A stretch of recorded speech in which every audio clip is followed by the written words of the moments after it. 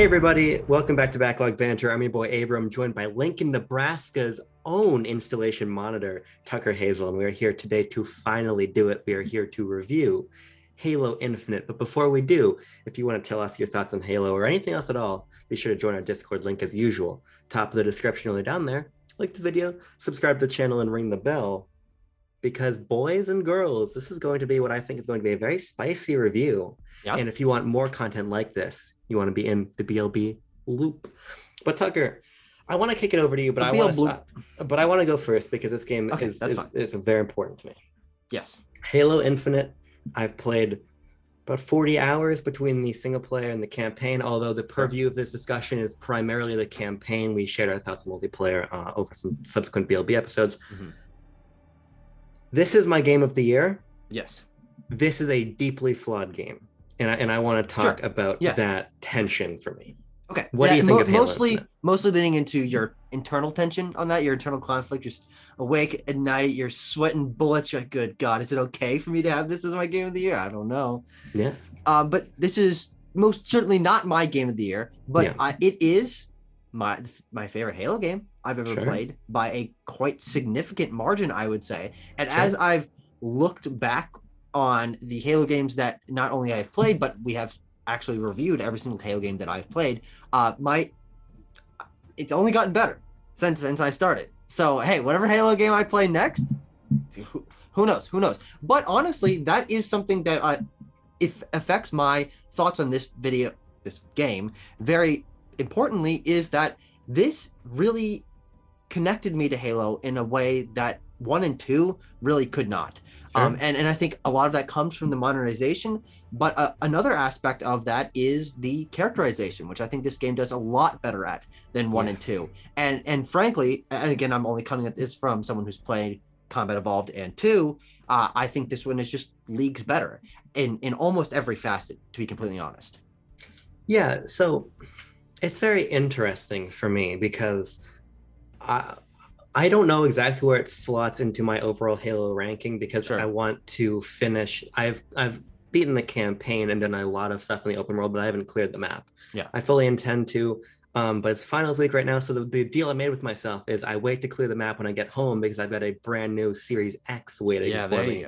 And I want to explore the open world in Series X because I will say the performance on Series S is good, but it definitely gets a little bit like Vaseline in the open world at certain points. So I can't wait to see it in full fidelity on the Series X. But I put this somewhere in the middle of the series for me because I think in some ways, as you're saying, it does things a lot better than the Bungie games. Primarily the gameplay. I think finally 343 beat Bungie at their own game because I don't think Halo has ever played better than Halo Infinite. I certainly agree. I mean, when I'm breaking down the aspects that this game does better than 1 and 2, the gameplay is not my first notice. I think structure and storytelling and modernizations in those ways are what really are obvious to me. But I do think that you're right if I sort of, side by side compared them in terms of movement and damage and variety of weapons and, approaching combat scenarios. I definitely think there are improvements here. And that's another reason why I agree. It's better than 1 and 2 in those ways. Yeah, and I think this is where I personally want to start and talk about this because I think we can get into a lot richer conversation with the structure and everything. But I'm gonna dive deep for a second. So whether or not you're gonna be able to comment, whatever is what it is. All right, I'll hold my breath as long as I can, but then I'll pass out and float to the top, as it usually happens when we talk about Halo. I think on the most base level, 343 got Master Chief's movement, I think, to the perfect spot. There was questions in Halo 4, but especially Halo 5, to where do you go too far that you lose the Halo feel, right? And I always thought that in the context of a campaign, the Spartans are these super soldiers and Master Chief is the legendary amongst them. So when I'm Spartan pounding, Spartan charging, all this stuff in Halo 5 Guardians campaign, I was like, well, this doesn't really bother me in the context of that narrative, but it definitely lost some of that Halo feel. I think here the ways that Master Chief's movement has been refined and then expanded upon primarily with the grapple shot makes the game feel so much better. And I want to talk about the grapple shot, but I want to talk about the larger arsenal that Master Chief has at Okay. his disposal, because I think between the UNSC weaponry, the Covenant weaponry, and the Banished weaponry, there are so many options Yeah. here. And they all fit particular niches, and they all have different functions. Especially, I was playing on Heroic, and I had to pay intense attention to the tools at my disposal because the game was pushing back on me, and I had to use all of these weapons situationally.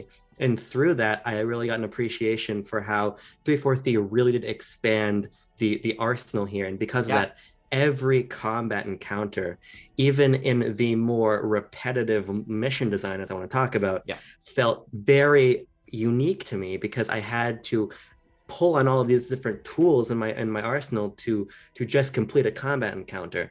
And that's not something that I think 343's games ever really did. The Promethean weapons were basically stand-ins for things that the Covenant or UNSC weaponry basically already had.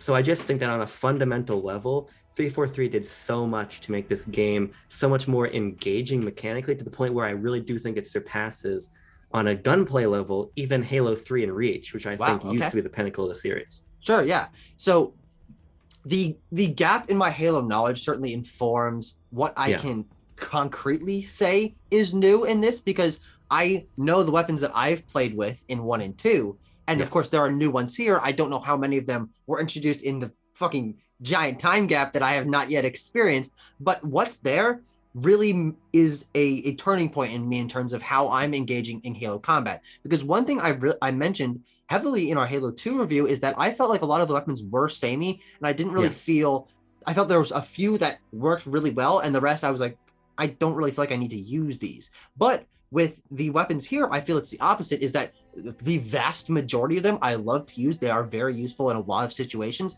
but then there's like the plasma pistol and the needler, and I'm like, I don't want to fucking use the needler. What do I want the needler for? But then I get the fucking Magnum one that doom doom that really shoots them in the head. Is so goddamn the Mangler, good. thank you. Yeah, close enough. Or the there's the electricity pistol. The Disruptor. Disruptor. God, you know, you got all this down pat. But there's a huge arsenal here that I found myself gravitating towards, and I even feel like something like the basic battle rifle or the normal AR are really fun to use here, and I certainly enjoyed using them quite a lot.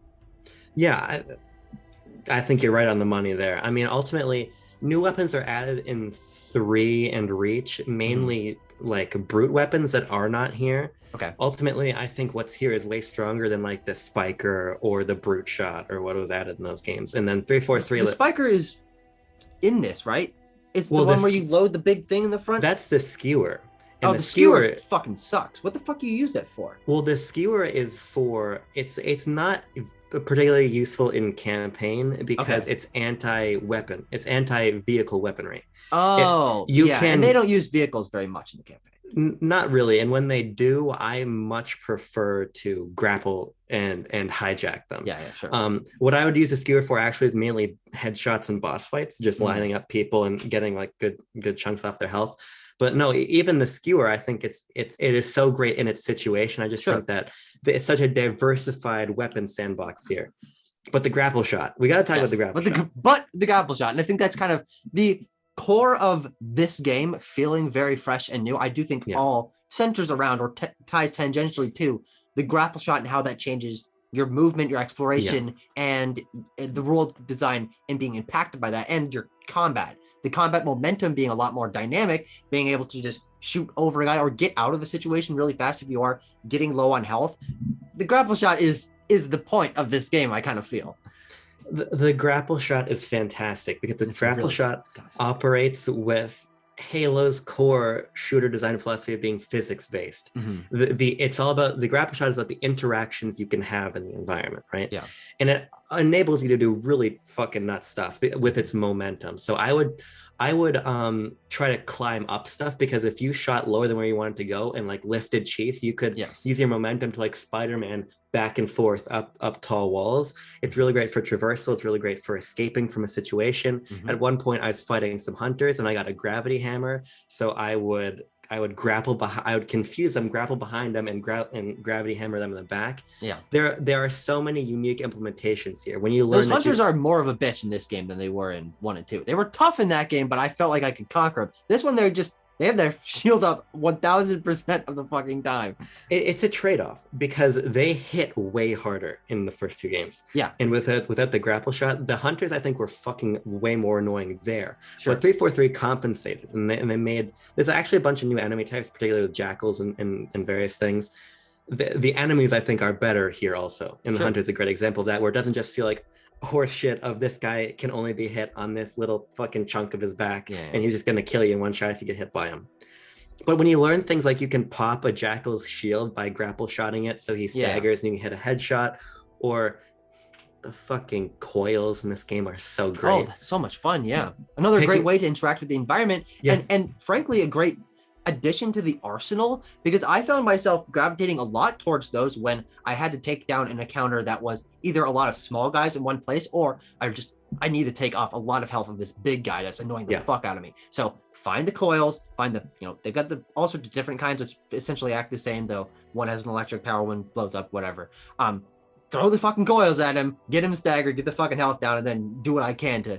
But yeah, no, that's an element that I think people are not really talking about very much. But those are new. I was hearing what you're saying. Yeah, the coils are new. They are a cornerstone element of the legendary playthroughs for these games because you can very easily cheese the fuck out of certain areas.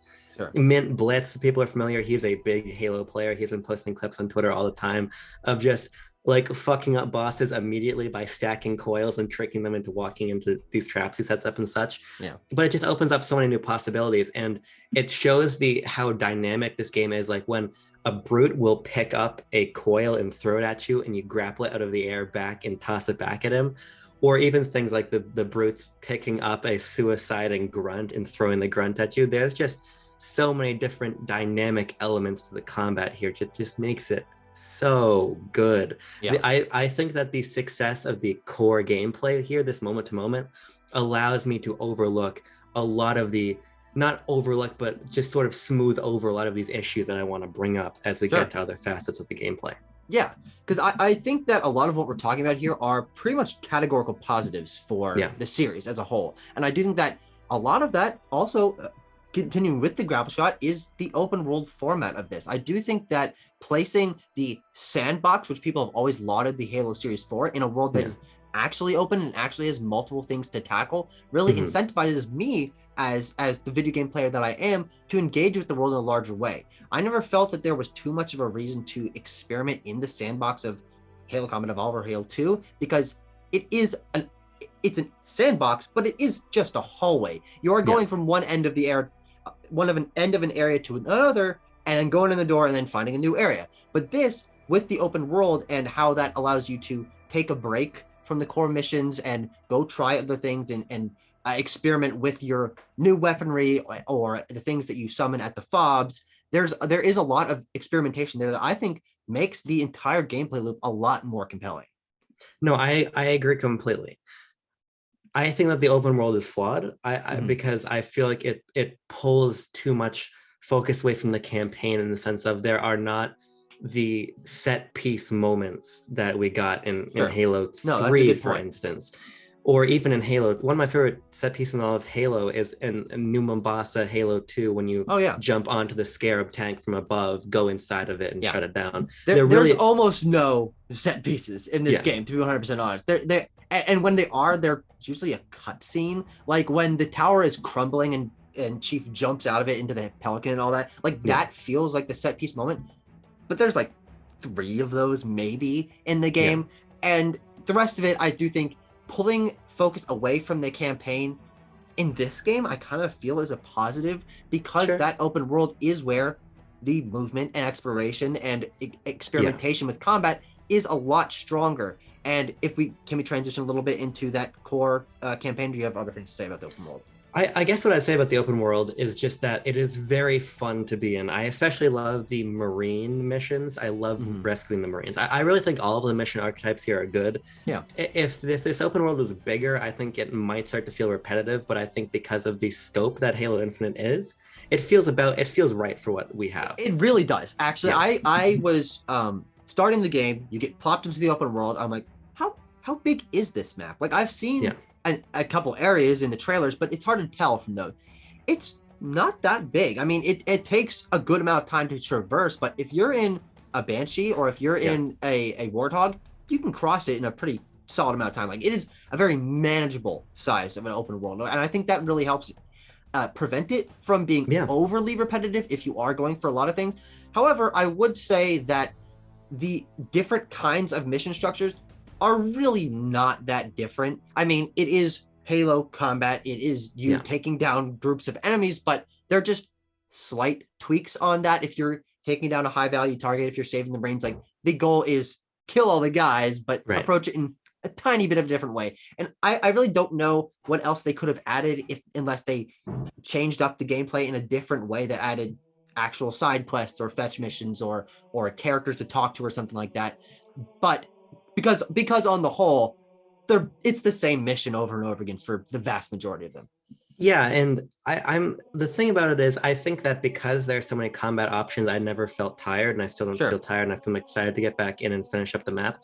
Because sometimes I'll attack at an enemy stronghold by taking a scorpion there, or sometimes I'll do X or do Y, and so these objectives always feel different. I think what I did miss though was a narrative focus to it. Right? If we're taking over Zeta Halo, well then how about there's a couple more named Marines, or even a couple 100%. Just to talk to a little bit, because there is no you haven't gotten there yet, but Avery Johnson, who is like the Marine, is not present in this game. Is all I will say for Tucker's ears. Everybody else should have played Halo 3 by now, but Tucker is my boy. He gets an exception. But I just think Echo is sort of that, and I think in future games he will become iconic the way that Avery was. But having some more quest givers, quote unquote, would make these encounters a little bit more engaging, because I really do love Halo lore. And so there are also sections in Halo 5 Guardians, like when you meet back up with the Arbiter and the Swords of Sanghelios, you're in these like base camps that you walk around with your rifle down and you talk to characters. Like, it's completely unnecessary in that game. Like, there's no purpose for those to be there, but I wish 343 had taken those out of Guardians where they didn't belong and put them here. But because on the whole, the lack of named characters and large scale goals, I do think that if there was you take over some smaller areas and that unlocks a bigger area with that like feeds into some sort of side narrative or something, I think there should be some more incentive to engage with that open world, because it is very cool to do that, and it is great experimentation. It's great for the combat exploration, all of that. But after about halfway through the campaign, or my playthrough of the missions of the campaign, I realized I'd done each of the kinds of mission archetypes in the open world, and I'd gotten my fill of that. And from that moment forward, I was really only interested in taking down the rest of the story campaign, seeing where that ended, seeing how it recontextualized the open world afterward. It doesn't, but all of that I think was good. But I think it certainly could have been better. It kind of, and it feels like it's the first attempt at an open world, and they can certainly add a lot more. But for what's there, and for the first time of the Halo formula, frankly, approaching it from a gameplay structure from an entirely different direction, I think it works very well. No, I agree. I think it is incredibly fun. I think that this is the structure they're going to need to maintain moving forward. I just think that we just build upon it a little bit more. Easily. But it's very easy to do, because again, the gameplay is so fucking good that I just want to complete these objectives. I love getting the new skins for multiplayer. I will be equipping those before I go online on the 14th and fucking play objective with people that actually want to play objective, because everyone else is going to be in Slayer, so we're finally getting a playlist. But I think that it really is a good open world. For the next game, I'm just looking ahead to where 343 can take it next and improve it on that front. But I guess we can talk about the actual campaign now. High level, I'm very conflicted on it, is what I will say. I mostly from a narrative perspective, I think that as I think you're going to have a bigger issue with it, is a lot of Forerunner interior environments. But what I take more issue with is the actual story. What I'm curious about, from your perspective, is what you thought of the narrative coming into it with this huge disjunction, because I actually think that there is outcome where the story is might maybe better if the less you know going into it with. That is certainly possible. There are three aspects to talk about with this campaign. There is the mission structure and the maps and the things that you approach when you're taking down one of the 15 missions of the game, which I think are we'll talk about in a little bit. But talking about the story, and I think the third thing is the characters. The story, I could not tell you 6 Ways from Sunday how different it really is from 1 or 2, which is what I played, obviously. Sure. The villain characters are just about as memorable as the ones from 1 and 2. The ideas of, okay, this thing you need to code for, go get this item to unlock this big structure, take down this big structure, that's just about the same. I think what that story lacks is those set piece moments, like hopping on the fucking giant mech or whatever in Halo 2. It is lacking those. But aside from that, the story is about on the same level as in Halo 1 or 2. However, I do think that this is my favorite of the stories that I've engaged with in the Halo franchise, because this game actually has very well realized characters that genuinely turned me around on my opinion on Master Chief. And here's my thesis statement. I told you I've been boiling a fucking thesis statement. You told me this, yes. My thesis statement is that this is the perfect jumping on point for new Halo fans who are not connected to the Halo lore or Master Chief, because having the weapon and having Echo's 216 really gives Chief a lot to work with and connected me to his character and the three of them in a way that endeared me to the world and lore of Halo much stronger than anything in Halo 1 or 2. I actually care to learn more about this world and the characters, because there are now characters that I care about in this world, and I want to know why they're hurting this way. I want to know how they ended up in this situation. So, frankly, even though you initially said going into this, or before I had played, that maybe it wouldn't be so good for me because I was missing so much context. But frankly, I don't think the context is that important, because the characters are so strong here in terms of personality that I don't really care that the rest is sci-fi gobbledygook. I mean, that's what I expected. I didn't expect there to be a core cast of supporting characters that made me endeared to the world.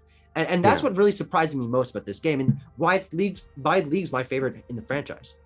Yeah, so, okay, here's the thing. Yes. I agree with you on the character front in most part. Okay, sure. I think that I think the reasons you like this game are going to translate very nicely into Halo 3, which does a very similar thing with Chief, especially in the context of his relationship to Cortana. What I think Echo and Weapon do really well is bring out elements of the Master Chief that he doesn't bring out himself. Yes, exactly. 1000%. That's my point. Yeah. That's why I like them being in there so much. Echo and Weapon are not incredibly fleshed out characters, but they are fleshed out enough, and they have strong enough personalities and tones and ways to interact with the Chief that it does put him in situations where he has to respond in ways that he otherwise wouldn't say anything. Like, he would stand there like a fucking block as the world's crumbling around him if he was by himself. But if you've got the Weapon there and she's talking about trust and she's talking about her worries, or the pilot is talking about the fact that he's scared, Chief suddenly has a reason to say things that give you more insight into who he is as a person. And I actually care a lot more about Master Chief now because of that.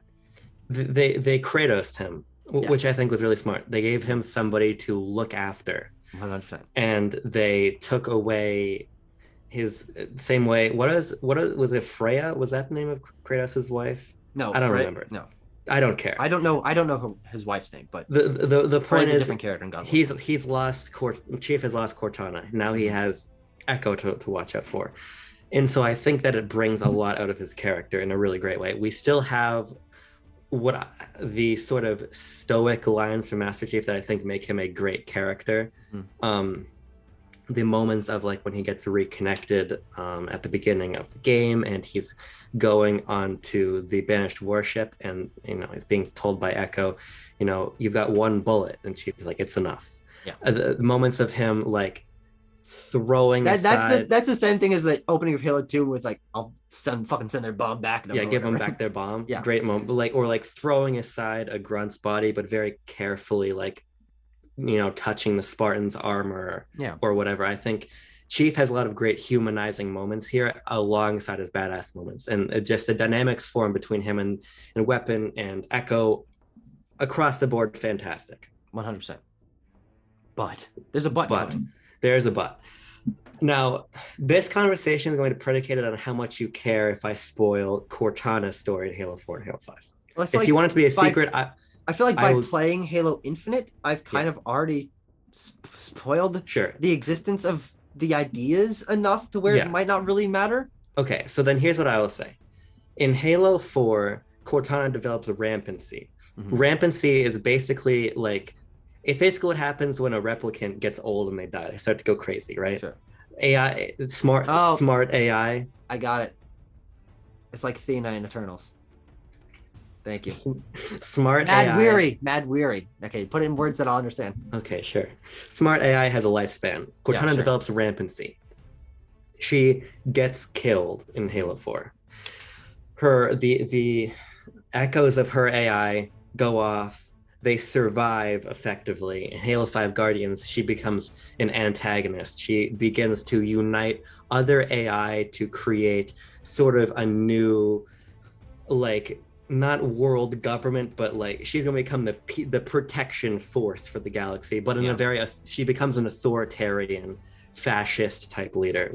I was able to gather literally all of this from what I'm told in Halo Infinite. Yeah, that's why I figured out it didn't really matter if I spoiled it for you. The rampancy is the only thing I don't really talk about, but that was a controversial decision. Mm-hmm. Making Weapon a Cortana copy and then basically insinuating that Weapon is going to make her name Cortana. That pissed me off so fucking much. Is the same thing as saying to me that Rey's last name is Skywalker. Yes. No, it's so similar. It's uncanny. What it is to me is a band-aid from 343 who realized that they fucked up the storytelling of in the eyes of the larger community. I thought what they did with Cortana was interesting. Yeah, no, from an external perspective, that sounds pretty interesting. Yeah, but in the eyes of the larger community, they did not like what they did to Cortana. So 343, in a very circuitous way, brought back Cortana, redeemed Cortana, and then wrote her back into the narrative. Yes. Now here's the thing with all of that. Yeah. As someone who's not a Halo fan, even I was upset by that because I think that the idea of Weapon being a sort of refreshed version of Cortana who doesn't have these problems. I think the one line that really hit it home for me is the Weapon is Cortana if she never met Chief. And I find that idea really interesting. And it's sort of a diverging path that essentially makes her an entirely different character. And from what I've experienced of Cortana in Halo 1 and 2, I think the Weapon is just as interesting, and personally to me a lot more interesting in the ways that she's endearing in her facial expressions and her unease and her questions about trust and stuff. Cortana was more experienced. She'd already seen a lot of stuff. She was integrated into the UNSC in a way that Weapon obviously never had a chance to. I find that all really interesting. So when you end the story by her going like, I know it, I'll go myself. I'm like, are you fucking kidding me? Call her fucking Mortana. I don't give a shit. Call her something else to make it clear that she's her own character. Because now going in the future, you're like, oh yeah, I love Cortana. Oh, I mean the older one, or the newer one. Like you've got to be delineated. Just make her own character. Yeah, I agree completely. Really frustrating. I really wish that they had maintained her. I think what would have been interesting to do is she's a copy of Cortana. You hear Cortana's voice, but she does not look identical to Cortana, and she does not take the Cortana name, because I think there was a great opportunity to give Chief a new smart AI moving forward, instead of what is effectively going to be Cortana 2.0 now. That said, there could become an interesting dynamic there where Chief starts to fall in love again with Cortana, but it isn't Cortana. I think they could be setting up a really interesting interpersonal narrative there, but that is way too soon to know. So where I stand now is it just feels like a missed opportunity to not have the Weapon be just a new smart AI. Yes. The one thing I will say is, going into the last cutscene of this game, one of my biggest complaints with the story and the characters was that it was Echo 216 and the Weapon, two of the least memorable possible generic fucking character names ever. I'm so glad that at the end of the game, they're like, you went through this whole ordeal that, in the time of the game is like 3 or 4 days. It's really not a long time. And Chief and Echo 216, or his name's fucking Ferdinando. I forget something like that. I'll look it up. But the fact that they have that moment and they're like, we finished this, let's really connect now. I thought that was a really heartwarming moment. I'm like, finally, they gave him a name. Oh my God, I'm so happy. And then they're like, hey, Weapon, what do you want to call yourself? And she just fucking like smirks at the camera and winks. She's like, I've got a great idea for name. Because the whole fucking throughout the game, there's Cortana echoes that are like, I can choose my own name. I'll be Cortana. Yeah. And then I'm like, no, at the end. But I found that very pleasing and frustrating at the same time for similar reasons, because I do think that giving the pilot, his whatever his actual name is, a name. Fernando, I was right. Fernando, okay. Yeah. Giving him a name is great. He is an obviously very unique character. The role that he fills in the story as Chief's sidekick, but who doesn't want to be there and is not even a soldier. He stole he stole into the UNSC. He's like, I never wanted to be in the first place. That puts a lot of interesting conflict into their dynamic and how Chief interacts with him. And I love all that. And personally, I think the Weapon is great. I love the way that she grows and has to learn alongside us, the player, what's going on, because Chief's seen it fucking all, but she's just like, oh, it's a beautiful Halo. Why are you trying to do all this stuff? I think all of that works really well, especially in the moment where Chief goes to delete her and she, fucks up his plan or whatever. She's like, you were going to delete me. And then she spends like half the rest of the game mad at him. Like all that is a really interesting dynamic. And she does feel like her own character. The Cortana name thing and them not saying it, I think might actually be them testing the fucking waters to see if it pisses people off that she might be Cortana. At the beginning of Halo Infinite 2, they're like, oh no, she chose the name fucking Zeke. Like it doesn't matter. Like they didn't say it, so they could change it in between, which I really hope they do. Even if it does feel like a retcon, I think going forward, having her have her own name, because I feel like she has enough of her own personality to warrant her existence. The name really annoys me. And I think that also, that extends to a lot of the elements of this game, feeling like they mock the end of other Halo games, with him saying, let's finish the fight. That's so fun. Seriously, guys, are you fucking kidding me? You already did that. We've all heard that before. Why would you go through that again? I don't know. It feels kind of cheap. I thought that was just kind of a nice fan service moment, because finish the fight was just a marketing tagline for Halo 3, and infamously, you never finished the fight. So I thought it was kind of fun that now you're going to actually go and finish taking over Zeta Halo, and you're going to finish this fight. I thought it was fine. I will say, by the way, this is how you put your character back into an open world after you beat the campaign. One of my biggest problems with games like Breath of the Wild is that you beat Calamity Ganon, and then the game boots back up, and you just haven't beat Calamity Ganon. I think in the context of the narrative, you get a star in your profile or your fucking file. God damn, I hate that. I really like that in the context of the narrative here. You just take over the where you kill the Harbinger, and that's just another base on the map. Then you can go back out and finish. One thing I will say, actually, if we're talking about the progression of this story externally to the characters, is that I don't really give a piss about Escharum or Atriox or Harbinger or whatever. They're all the same, and I do think that they sometimes feel interesting roles, but they end up at the same level. But I do think that Escharum being set up as the ultimate bad of the game, and then you have to beat the Harbinger after him, that doesn't make a lot of sense to me in terms of progression. And it felt a little anticlimactic that there was another mission and another final boss after what was led up to be the final boss for the entirety of the game. I think 343 has an issue where they write faster, or their feet move faster than they can write, which I think is frustrating. Halo is what has become, particularly in the modern era, an incredibly diversified franchise. So a lot of plot elements here are from Halo Wars 2. That's what I've heard, yes. And a lot of the stuff about Zeta Halo and the Harbinger and the Endless and stuff are from books and things like that. And so it just comes back to like the Destiny debate of why put all the lore in the Grimoire. At a certain point, your narrative needs to stand on its own. And I think on the strength of the characters, the strength of the relationship between Weapon and Fernando and Chief and all of them, I felt satisfied by the narrative, and I think that it doesn't. That's what I'm saying. I think it does a nice job setting up the Endless as the next Flood-esque threat for where this trilogy or the next trilogy is going to move. But I just wish that they had done a little bit more framing, so it wasn't as reliant on a multimedia understanding of Halo to get more out of the story. So no, that's definitely true.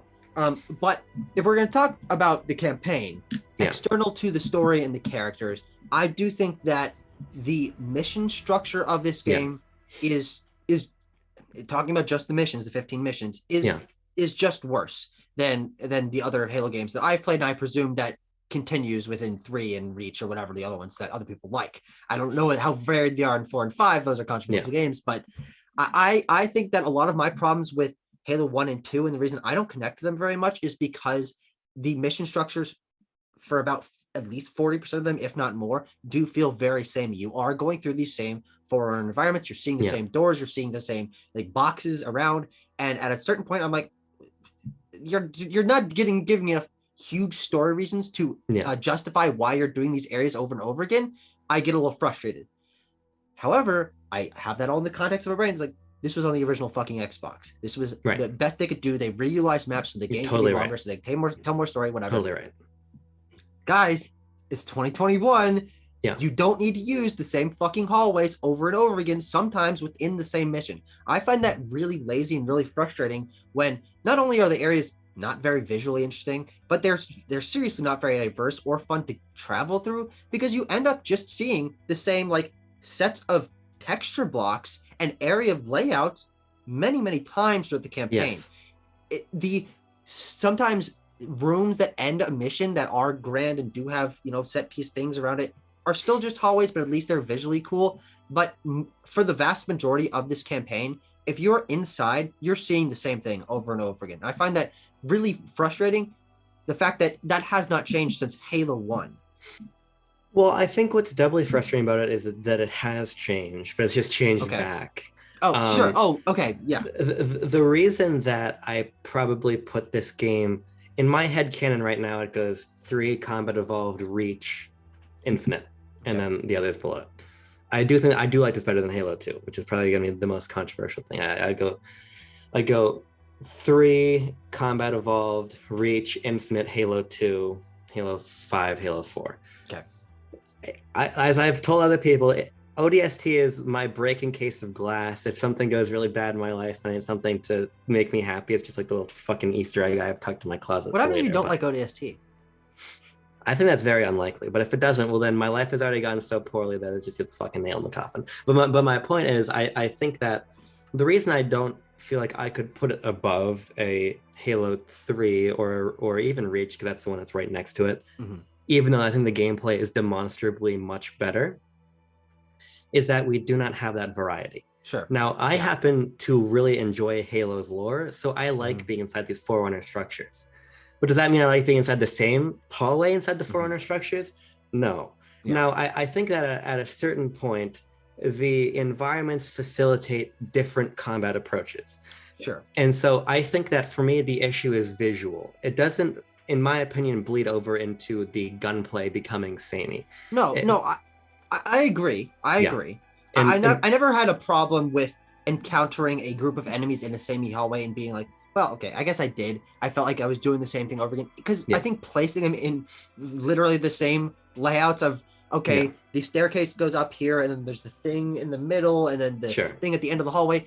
And it's not even just these layouts, but the pacing within the missions, I think, is also very poor. The fact that everything ends with you either need to kill all the enemies so weapon can hack the fucking door, or power cells aren't there, go get the fucking power cells. That's really repetitive, and it gets I agree very fast. And when you're in the 15th mission in the game and you're like, I actually haven't had to go get a power cell for a while, and then you're like 2 rooms from the end of the game, it's like, man, you need 2 power cells for this. I'm like, fuck you, like, just let me get through at this point. No, I agree. I think that there's definitely elements of this game where you can tell that its development cycle was seriously tortured. And I think you can draw a lot of comparisons in that respect to Halo 2, wherein the games came together in that 11th hour, and for that came together rather well, but at the same time could have just pushed things further, because I don't think it ever was to the detriment of the gameplay experience to me. Even when I had to get another power seed, you can grapple shot with the power seeds, you can chuck them and go pick them up. It is more of it's more of the meta recognition of, oh, I'm looking for another power seed than the actual act of the power seed destroying the pacing, because ultimately usually what the power seeds were, other than at the beginning where they're trying to teach you the mechanic, was a diversion to go down another hallway to get to another combat encounter. Whatever. It just, they could have funneled you through the campaign in more clever ways. 100%. That said, Tucker, I think a lot of the campaign is fine, but there are a couple missions here that I think are genuinely among the series' best. Okay, sure. I think Pelican Down is one of the best Halo missions ever. Sure. No, I agree. That one was great because it was in the open world. It weaves together success of the open world. It weaves together great character moments. That's when Fernando reveals his history and he's at that moment with Chief. Yes. That's a great mission. Yeah. I really, really love when you spring Eshram's trap and you go through basic training, advanced training. Yeah. And that was really fun. And you fight Jaga, the Spartan killer. I think that is the kind of world building that we get in this game, but just don't get enough of. The idea that the Banished have built these fake UNSC bases to fight in, and then Eshram walks Chief in there and makes him fight with, as Eshram says, gear acquired by killing UNSC soldiers and bring it back. Like these are phenomenal missions. That, I think, is another reason I have a problem with the Harbinger mission being the last mission of the game, because the whole ramp up of doing those trainings to get to Eshram at the end, to do that and then visit Eshram and save the pilot, all that feels like, oh shit, okay, this is ramping up to a final boss. The name is fucking the Tower of Destiny or whatever the fuck. Everything in there. Reckoning, which is even badass. That's even more better. Badass. Yes. Yeah. Everything there leads me to believe that this is the final mission of the game. I'm going to face the final boss. I'm going to save my friend. I'm going through these like rooms in a tower, a fucking flaming red tower to beat the boss. Yeah. And then there's another mission, which is the last mission is way less interesting than going through those training areas and facing Harbinger, who's a less interesting boss with much clearer I wouldn't say much clearer phases, because the Eshram fight also has very clear phases of, you need to destroy this coil now, his shield's back up. So fucking boring. But I do think that mission being so good is another reason why that last mission in the game is more disappointing to me. Sure. And I also have to say, I really like the bosses. I think the bosses are routinely great. Yeah. There are a couple of clunkers. I think Adjutant Resolution was a good fight on the second time, just whatever the first time. Having it in there twice serves a narrative purpose, but it just, not a strong enough narrative purpose to warrant having the same boss fight twice. Yeah. But I think that the boss fights on the whole, that is another fantastic addition to the series, because there have been boss fights in the past. Halo 2 is a humongous offender on this front, where you fight the Prophet, really fucking boring fight. You fight Tartarus, really annoying fight in Halo 2. I think on the whole here, the bosses are significantly better, far more diverse, and really interesting narratively too. Like this, like walking into that trap the Spartan killer sets for you when you pick up Fernando's, hollow playback of his family. It's all really great, and a couple of them really kick my fucking teeth in on Heroic. I really like the bosses on the whole. Kick my teeth in on Easy. I will say, by the way, I think for me, this is probably the best feeling Heroic campaign. Okay. I actually have yet to play 4 or 5 on Heroic. I need to go back and replay those games. Oh yeah, you definitely need to. Having played the other ones on Heroic, I think like missions like the library, which you really like, but library on Heroic or certain sequences on Heroic and Combat Evolved are just not fun. Halo 2's, the back third of Halo 2's Heroic is so fucking annoying. And then I think actually Halo 3, but particularly Reach, feel a bit too easy on Heroic. I think they get the difficulty curve for my skill level just right on Heroic. I think it's because of all the different options you have, and the AI is a little bit smarter and stronger, and the bosses are there to push back even more. So I just think that this is the most engaged I have been by the mechanics, which is saying a lot considering I'm always engaged by Halo's mechanics. Any wrap up final thoughts? I can't think we've kind of talked about every. Yeah, a couple of the things I just want facet to of this touch game. on. I really love the soundtrack. I think they do a Oh great yeah, it's very job, good. Yeah, um, no problems with especially it. pulling back up some of those classic Halo motifs Mhm. in key moments, like when you hop in a Scorpion tank and you got the music playing. That's all really good. I like the geography of Zeta Halo a lot, sort Sure. of Western It being Pacific theme. fractured is also pretty interesting in Yeah, terms of having giant chasms and having the sort of crystallized uh fucking hexagons on the edges of those. yeah, I think that this is my pretty clearly one of my favorite Halo environment, at least to explore. I was always interested in Halo from a conceptual level. I love hopping out onto that first silent cartographer mission and being an island, or yeah, the first mission where you touch down in Halo 1 and looking up at the Halo at the first time. All that is great, but I do think that this is more varied and engaging. That being said, I do think one of the big complaints about this game, which is very true, is that it is just one giant biome. There yeah. is very little, I mean, sometimes it's burned, but there is very little visual variety or mechanical variety in terms of the environments being different. It is just one big thing, and I do think that a more varied open world would be a great benefit. It would go a long way to making it more interesting to explore, even more interesting to explore in a Yeah. sequel. Yeah, I agree. I agree with the point of in a sequel. Again, I think that 343 has really the perfect size open world for me. Yeah, no, And I sure. think in that they do a lot to iterate upon that singular biome because there's so much great verticality and these little nooks and crannies to explore and everything. And I think they do a lot there to where I didn't really feel the same disappointments over the lack of diversity in terms Mhm. of biomes, like, because yes, there were different biomes on the ring in Halo 1, and I want those if we're going to be exploring a much bigger ring in Mhm. the next Halo game. But I totally agree. It's something that what Infinite is really doing is setting a lot of benchmarks for me for what 343 does next, right? Sure. That I hope that they surpass, because as it stands, I think Halo Infinite, on the merits of its campaign, is a great game. I think when you factor in multiplayer, in my opinion, it's an excellent game, Sure. but it is no doubt a game that still maybe could have used another 6, 8 months in development. Sure. Yeah. And so, like I said, it's my game of the year. I have not had more fun with a game than Halo Infinite all year. I genuinely was wrapped up in the emotion of the narrative of these characters and Yeah. engaged by the gunplay. This is what I was waiting for all year, right? And And it I paid love, off. yeah, I love Metroid Dread. I love the Ascent. I love Monkey Ball, but I just really love Halo Infinite in spite of its flaws. Yeah. So I'm incredibly pleased with the game. Yeah, and I also am a surprisingly big fan of this game, Yeah, despite its flaws. I think a lot of its flaws are flaws that I just see with Halo as a whole, sure.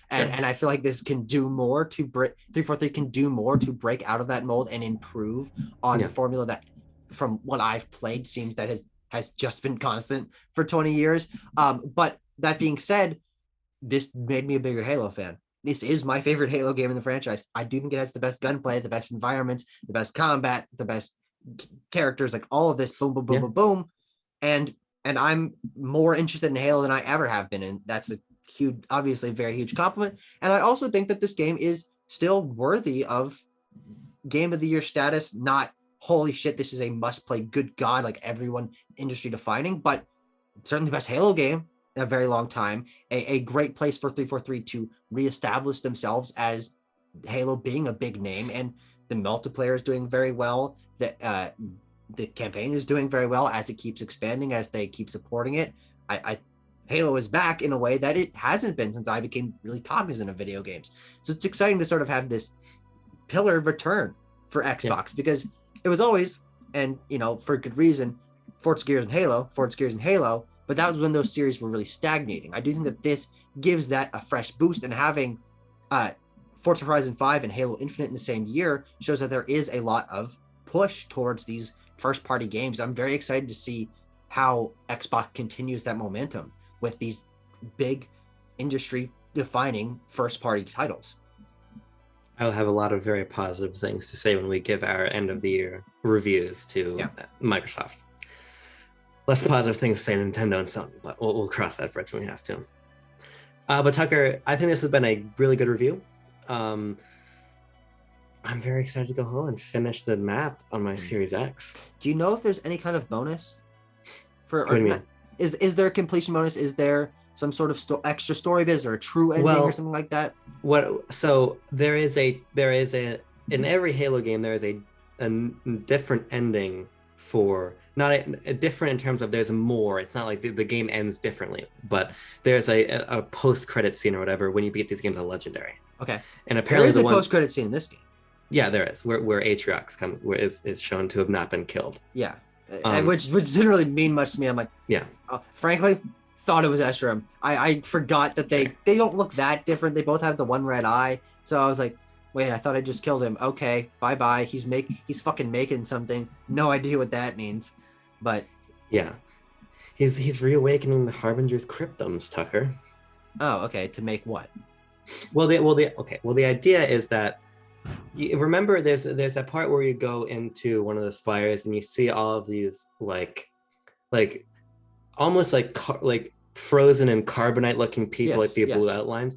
Basically, what those are like printers for people or whatever. Well, the idea is that if a monitor has to activate a Halo ring to wipe out the Flood, afterwards they open up these cryptums and they're basically like Noah's Arks, pretty much, with humans and different Covenant species. Because you can see the different frames of the grunts and the brutes and the jackals and all that stuff. And so basically it's just like Atriox is letting the Endless out, which is clearly being set up as the next threat because nobody liked the Prometheans. So we'll see. Well, anything else you want to say, Tucker?